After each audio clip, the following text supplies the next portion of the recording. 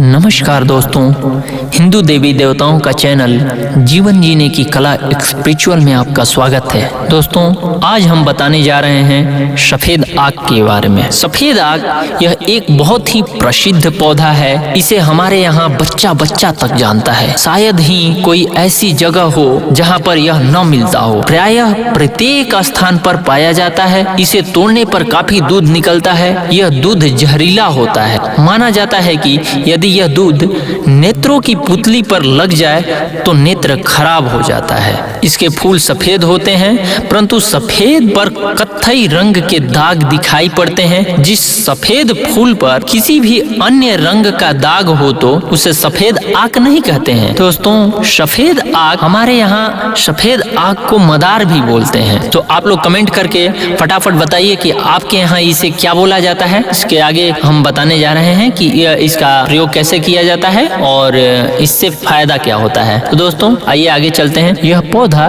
जिस द्वार पर रहता है वहाँ उस द्वार पर किसी भी भांति से शत्रुगण उस द्वार के भीतर रहने वाले को हानि नहीं पहुँचा पाते हैं। यह पौधा गणपति का स्वरूप है। शायद इसलिए इस पौधे की जड़ में स्वतः ही गणेश जी की प्रतिमा बन जाती है। अतः इसे गण रूपक भी कहते हैं। गण रूपक को कोई कोई कर्ण रूपी भी कहते हैं। इसे सदा पुष्प भी कहते हैं, क्योंकि इसके ऊपर सदा पुष्पों की बहार छाई रहती है। इसी भांति इस पौधे को इसके गुणों के अनुसार विभिन्न नामों से जाना जाता है, परंतु प्रचलित नाम सफेद आक ही है। यह पौधा जहाँ भी रहता है वहाँ लक्ष्मी की अटूट भंडार भरा रहता है। दोस्तों, क्योंकि इस पौधे की सहायता से पारे का सोना बना लिया जाता है। यह सत्य है कि यह दुर्लभ है, परंतु मैंने इसे प्रायः हर नगर में ही कहीं न कहीं देखा है। परंतु विषय पर बात करते हुए मैं इस पौधे की तांत्रिक प्रयोग बताने जा रहा हूँ। रविवार को जब पुष्य नक्षत्र हो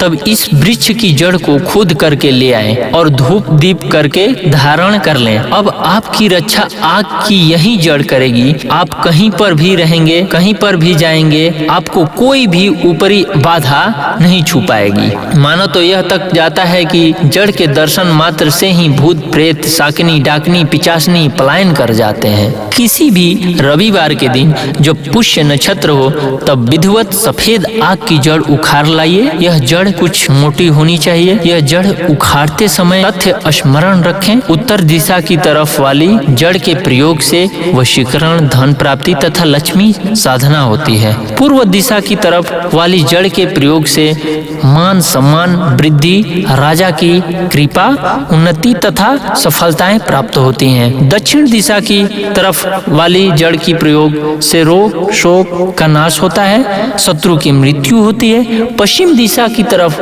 वाली जड़ के प्रयोग से सभी विपत्तियों का सौभाग्य समाप्त हो जाता है। आप जड़ की लकड़ी में गणेश जी की तस्वीर बनाइए। प्रतिमा बना सकें तो अति उत्तम है। प्रतिमा एक अंगूठे से बड़ी नहीं होनी चाहिए, क्योंकि घरों में यह एक अंगूठा प्रमाण से बड़ी प्रतिमा का पूजन नहीं किया जाता है। पूजन काल में लाल कनेर के फूल गणेश जी को अर्पित करें। इस पूजन को महीना भर करना होगा। इस काल में हल्के भोजन करें तथा स्त्री सेवन न करें। इस पूजन काल में ओम गणेशाय नमः का जाप करें। अब दूसरा है रविवार के दिन पुष्य नक्षत्र का संयोग होने पर इस पौधे की जड़ ले आए। गाय के घी के साथ इस जड़ को मिलाकर लेप बनाएं तथा माथे पर तिलक लगाएं।